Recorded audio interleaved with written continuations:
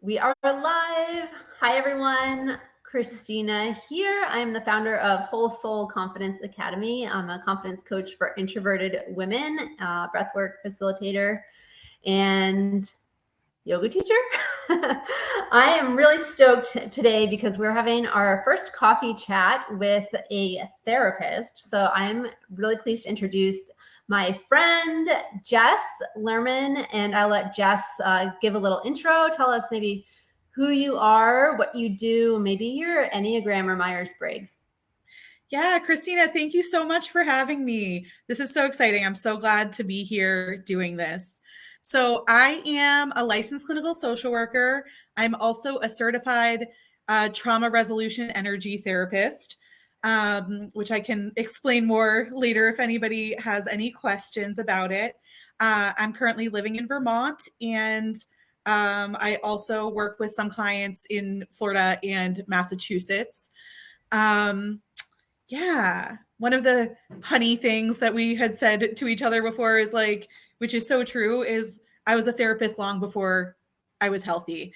And I just really think that this is like such an opportunity for us to just explore what's going on in our lives. So, yeah. So, my Myers-Briggs, I am an INFJ. I'm an introvert. I'm an intuitive feeler, and I'm a judger. So, I need things to be pretty organized. I'd not super go with the flow.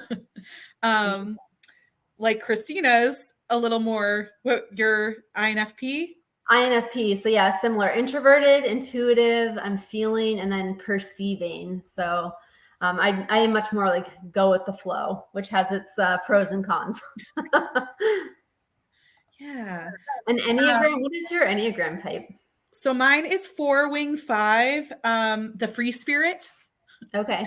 And the Enneagram is really interesting if you haven't done it. There's like a million quizzes online that you can do it. But for me, the Enneagram 4 wants to form a deeper understanding of themselves and the world around them. And their biggest fear is not having an impact on the world. And so that's yeah, that kind makes of sense for your therapist. neat, right? Oh, yeah. For better or for worse, right? Awesome. Yeah. Thank you. You. We'll do my Enneagram is an Enneagram 9. So empathetic, I'm accepting, trusting, optimistic, supportive, but can come at a cost to myself where I can slip really quickly into people pleasing. I have a fear of conflict and losing loved ones. So that's something that I've been working on lately. So it's so great. I do the Enneagram and Myers-Briggs with all my coaching clients as they come in. It's a wonderful way to get to know yourself and your personality. If you haven't done those already, I totally recommend that you do them. And even to get to know each other and in relationships, to do this together in relationships, because I think sometimes we have miscommunications just based on the way that we perceive the world. Totally. Yeah. It's so much open up, and we're already going off on a sidetrack. Right. But when I did these personality tests with Curtis, my husband, we were like, whoa, mind blown. This is why the way you are. This is why I can't communicate in this, this context. So yeah, super helpful in relationships. But let's jump in because we're going to try and keep this to a half an hour. We are here in this conversation today based on questions that I received from you guys, this group, and the people in here. So we have 3 questions we're going to answer from the ones that we received. The first one is from Sarah Thomas, and she said, what should I do with my life or career? And I love this because how many people, myself included, have asked this question. So we'll do a little debrief. Jess will share hers and I'll share my opinion. We'll kind of go back and forth. So Jess, what do you think if someone asks you, what should I do with my life or career? So we just start with the heavy hitter. Okay. Yeah. Just going right in there. So as I was kind of pondering this question, I thought of an activity that one of my colleagues had given me one time. And this was about this like bag of coins, right? And so the idea behind it is we all start out life with a finite amount of coins, right?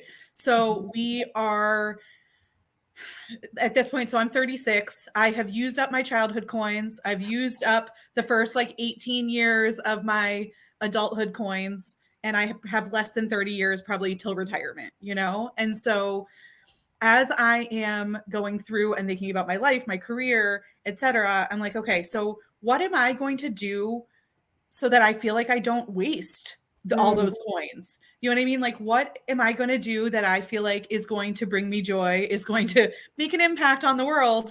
As that is one thing that I fear not doing, you know? And so the biggest thing I would say is like getting to know yourself, getting to know what really makes you happy, and like not putting too much pressure on yourself. Like, how do we just live each day?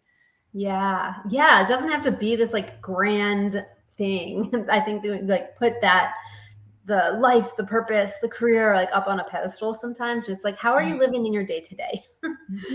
Focus on that. So anything else you would add for what someone should do? It sounds like you're like, this activity is great, right? Laying out all the coins of your years, and figuring out like where those are valuable. These are valuable years and coins. So you could even like journal it out, or like do a picture for each one, and like think about what you want to do with your coins. I love that. Well, and then I think the other thing that I would say is really just making sure that you're continuing to move, whatever that looks like. It doesn't have to be literally moving, but making sure that you are not getting yourself stuck, because it is so easy to be like, well, I just don't like my life, and I'm not happy with this, I'm not happy with that, blah, blah, blah, blah, blah. And then we start to like become the victim, and we start to kind of drown ourselves. And we start to give away our power. Yes. And we have so much power. We have so much ability to control the things in our lives, and then, or at least control the things we can control. But when we start to get stuck, we even give that power away. And it's hard. So it is hard. And I would add to that. So it is hard, and we can get stuck in our own way. So my word of advice for this, what should I do with my life and career, is get some support. There are people that literally do this for a living. So if you need help, you need life guidance, you need career support, connect with someone. You don't have to figure it out alone. And I think that's a really important thing, that we do put so much pressure on ourselves. And being introverted, like we're both introverted, and it may be a little bit more of a struggle to reach out and say like, I actually need help. So just know that it can be so freeing and so supportive when you do actually raise your hand and say, I need a little help. I need to like get these thoughts. As introverts, we overthink the shit out of everything. So it's like helping you get out like all the confusing thoughts out onto paper, or out verbalize it, is the way that you can start to manage it and take some action. So in life and career, get some support. There's another cool activity I'll just share, because I did this myself and I thought it was cool. Thinking about it's your funeral, and you are like observing, maybe you're floating above the crowd, but you are hearing someone read your eulogy, and what legacy do you want to leave? So I love that, just perspective flip, and a way to kind of change the lens of our own lives. So thinking about, what do you want to leave behind? And then how can you weave that into action today, tomorrow, like not 10 years from now, but like, what can you actually do in the next hour to make that eulogy come true? Right. Cool.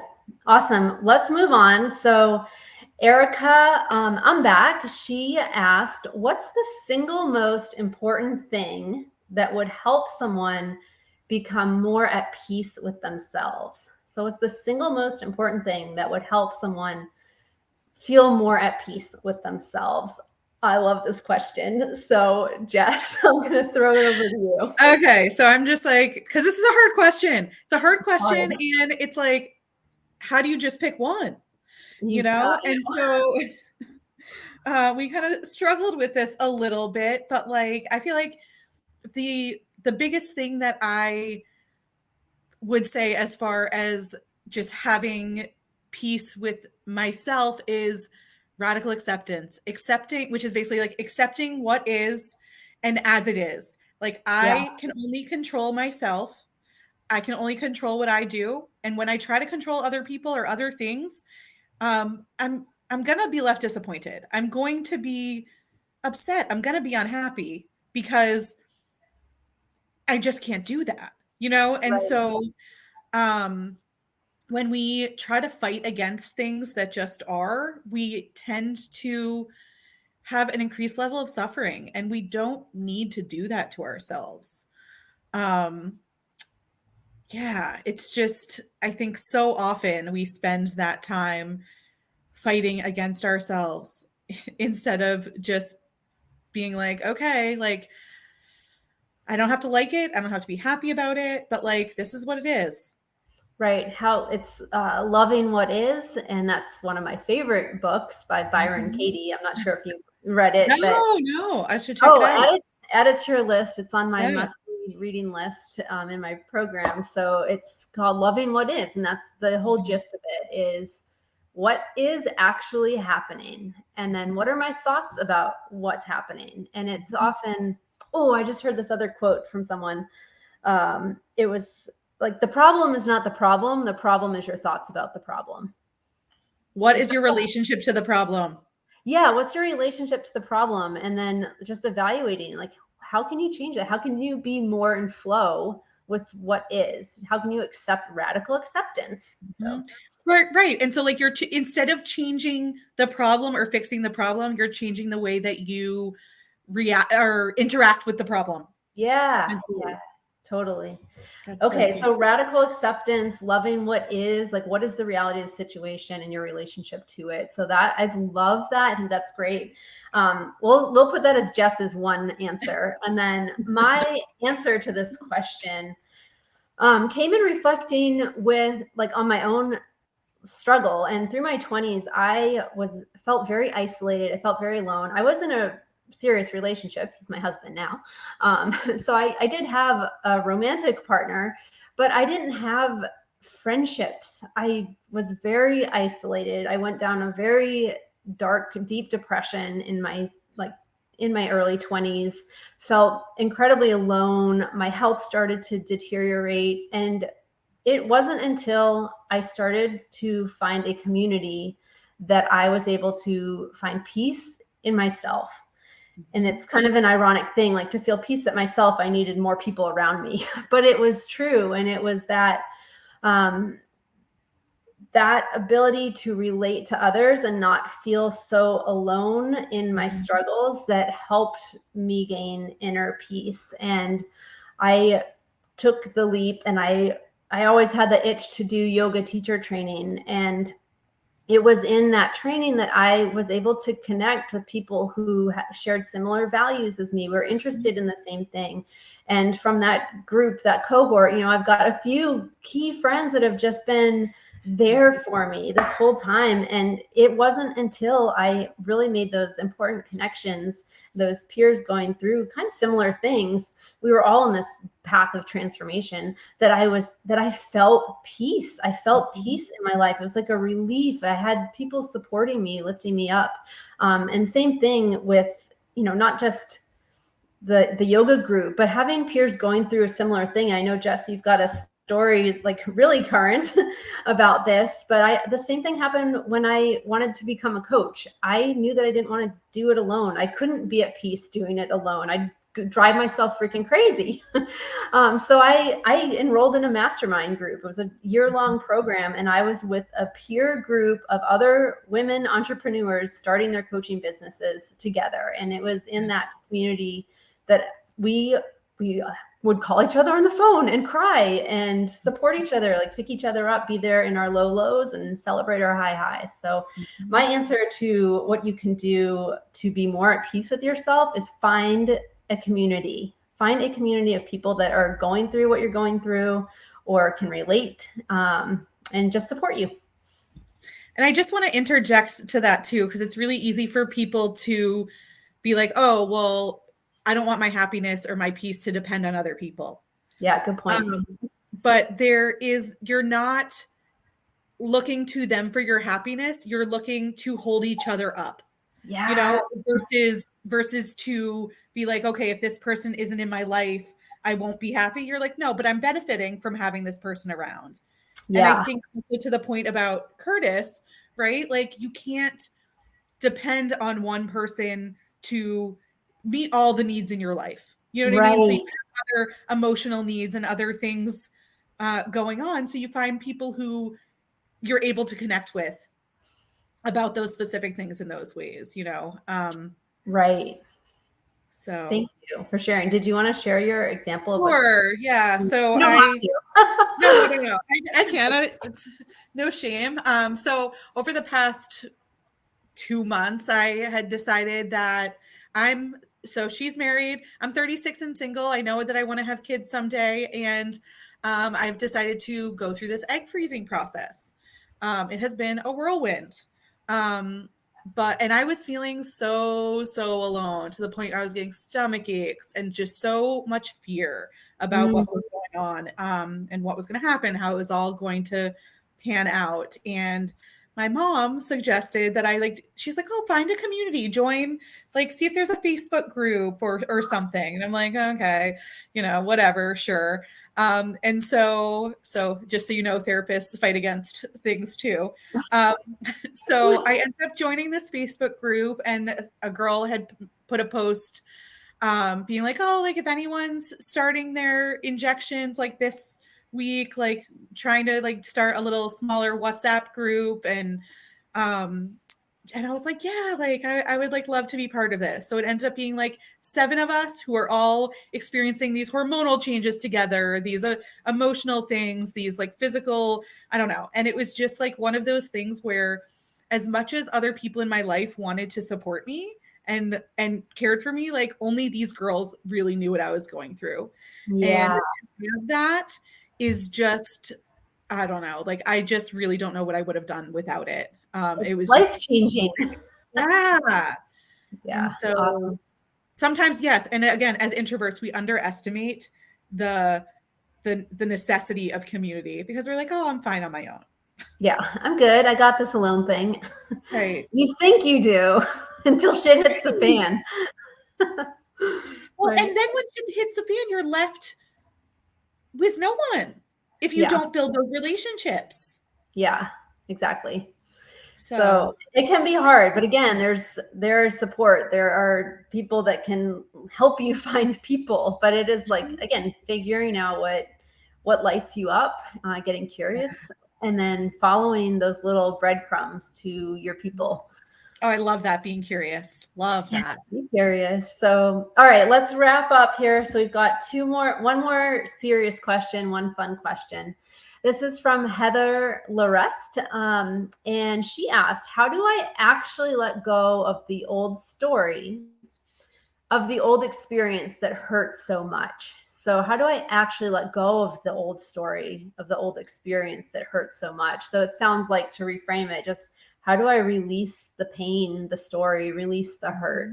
And I'm like super excited to chat about this one. So spoiler, we'll probably talk about some energy in here. Jess, you want to go?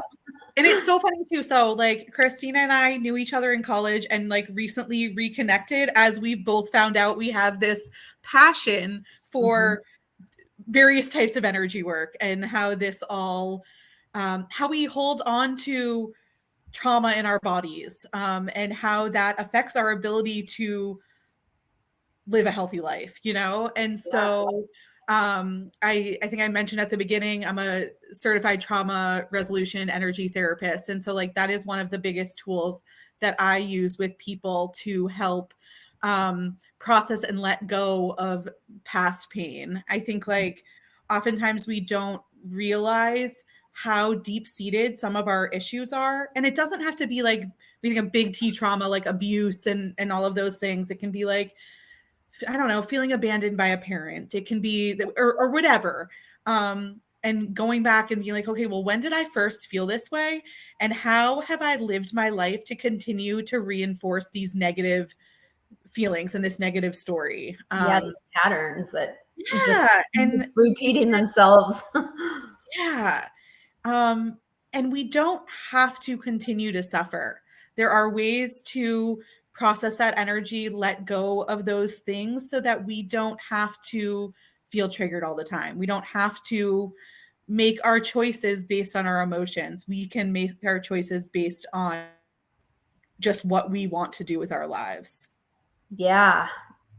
So, and I can just speak to, I got an energy work session from Jess yesterday. Yesterday? Oh, it was only yesterday. Yeah. And holy shit, it really blew my mind because I mean, I cried, I released, she was able to help me pinpoint like age 6 to 7, a trauma with a teacher. So, and it's amazing. And she was able to actually, I mean, we were doing things or touching energy in our head or forehead, all these acupressure, right? Acupressure meridian points. Yeah. Just, or the meridians are the ends. These are like energy centers. The meridians are like the fingers, the outside parts. Right. So doing energy work in that way was like, I felt a release. I literally felt a weight come off my chest where I had been carrying this experience, this pattern of being afraid to let disappoint a teacher. I was able to let that go. So to just kind of like summarize, Jess, it's like doing energy work, and there are different techniques out there to release energy from the story. So what you do, and then I'll chime in, mine is breath work. So breath work is, I just posted this recently, or there was an article that said it. It's like breath work is like therapy without the words. So we're using our breath to target these areas, these centers, and the energy that's been stored and stuck in the body to release that and move the energy out. And one more thing I want to add to how I can actually release this. So we're talking a lot about energy, but thinking about like the story of this hurt or this pain in our past. And something that I do in my coaching program at the end is a ritual. So my clients actually burn on a piece of paper or write it on a piece of toilet paper and throw it in the toilet, whatever you want to do to destruct this belief. Like, what are you letting go of? If this is a story of heartbreak, say, like, write it out on a piece of paper and light it on fire, like in a safe place. But there is something so powerful to that seemingly so silly ritual, but like feeling that energy, like I'm letting this go. I'm watching it burn up. Well, it's intentionality. It's being intentional and saying, like, I am not going to let this control me anymore. Right. I'm not doing it. I'm done. So that reminds me of your fuck it bucket. Do you want to share? Yeah. So I worked in a DBT program, just a type of therapy with adolescents in Boston many years ago. And one of the things they talked about for skills was this idea of a fuck it bucket. So it's a little different than completely getting rid of these things, but it's more like a coping skill for in the moment. So like if I am feeling a lot of pain, if I'm having a hard time dealing with things, now what, like, and especially as introverts, we go through and we process and process and process and process, but you're like, okay, no, I can't deal with this all right now. So you write it on a piece of paper, you put it in the fuck it bucket. You say, okay, that's there for when I need it. It's written down. It's out of my head. But I don't have to deal with it right now. This is fuck it until I'm ready to come back to it though. So that's the one thing about the fuck it bucket is you do have to come back to it and deal with it. when you're ready to, but knowing that it's waiting there for you and you don't have to hold space for it in your brain. Yes. Ooh, I love it. I love the fuck it bucket. Awesome. And our last question that was kind of a fun one, but it was listened to in your car. So do you have any favorite like Spotify playlist? So I just have like Apple Music, and I have I have a playlist that is anything from 90s rap to folk music to some Christian music to some heavy music. And really, like, I call it my invigorating playlist, but it's really, I've made this based on how these songs make me feel. These songs make me feel either emotional in a good way or powerful. You know what I mean? And they make me feel, I don't know. It's just when I'm feeling down, when I'm having a hard time, it's like, okay, these like few songs, whatever, I'm just going to like listen to them on repeat. Yes. You know? And it just is like, okay, it's like a weird mantra in a way, you know, it's like, yeah. I have very similar. So I've got a range, like a total range of music. And I don't really listen to music in my car at all. And my radio doesn't work in my car. So whatever I do listen to in my car, it's just playing through my phone. And I usually, if I listen to anything at all, it would be a podcast. And I listen to a range of podcasts like Kathy Heller podcast. I listen to some yoga podcasts. But so anyway, car, I typically don't listen to anything, but if I do listen, it's a podcast. And then my playlists, I have like, just like you, I have a kind of a pick me up playlist, and it's mostly songs from the late 90s, early 2000s that were hits in the top 40. Nostalgia, right? Nostalgia. Yeah. So they just always make me happy. It's like, it just is great. So I will, we can maybe share one of our lists in the comments and people can steal it if they want. So I love that. Anything else that you want to add, Jess, or any light bulbs that went off you wanted to? I will just say one thing about, so we did like a little exchange of services this week. And so Christina did some energy work with me, but I also did some breath work with her. And it was a very interesting experience. It was very cool. And I feel like in the moment, I did not realize how much I got out of it. I was kind of like, oh, that was like fun. That was relaxing. That was whatever, but it wasn't. And maybe this is like a symptom of like the way my mind functions also. It wasn't until like kind of like the next day and the few days that followed that I really realized how much it affected me and how much comfort it gave me and how much of a release I got from the experience, and like very literally related to this like anxiety and fear around the egg stuff that I talked about before. And it just is like, it's just so crazy to me still how our bodies just know what we need. And we don't have to, they're like, yep, we got you.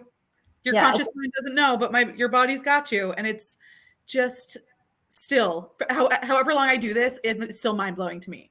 Same, me too. And every time I do breath work, it's different. I have a totally wildly different experience. And it's like the body knows. And I love this principle that the body is always working to come back into balance. Like that is what healing is. And the body knows how to get back there. Love so that. Yeah, alignment, always getting back into alignment. Excellent. Well, we did so well on time. I want to do this again,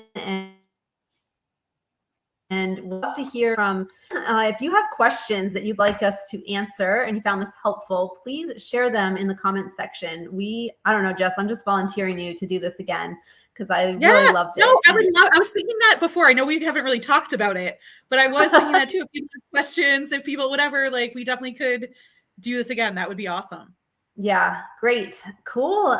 So how can people connect with you, Jess, if they have questions about your energy work, or maybe like you could refer them to someone that does what you do? Email? I can leave my email in this little chat box down here. Right? We can put it in the comments in the Facebook group. In the comments. Okay. I'm not very tech savvy, so Christina will help me. We'll get that email out. And if people do decide to reach out and they just somewhere in something let me know that like this is how you knew who I was, you know, just so that I respond in a timely manner. Yeah. So maybe like I'm from the Facebook group. Yeah. Say that like, yes. Perfect. Oh, or actually my Facebook. I'm in her Facebook. That might be actually the easiest way now that I'm. Okay. And you're in there as Jess Lerman. Yes. Okay. Yes. Yeah. That's the best way, I think.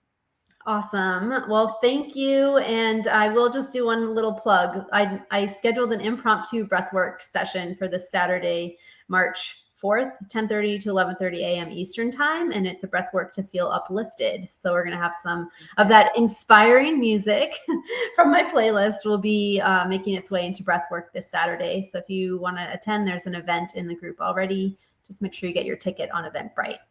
Awesome. Thank you so much, Jess. I love this. Thank you, everybody that's watching. And please, please, please ask questions. Let us know what you want answered. We'll do our best. Yes.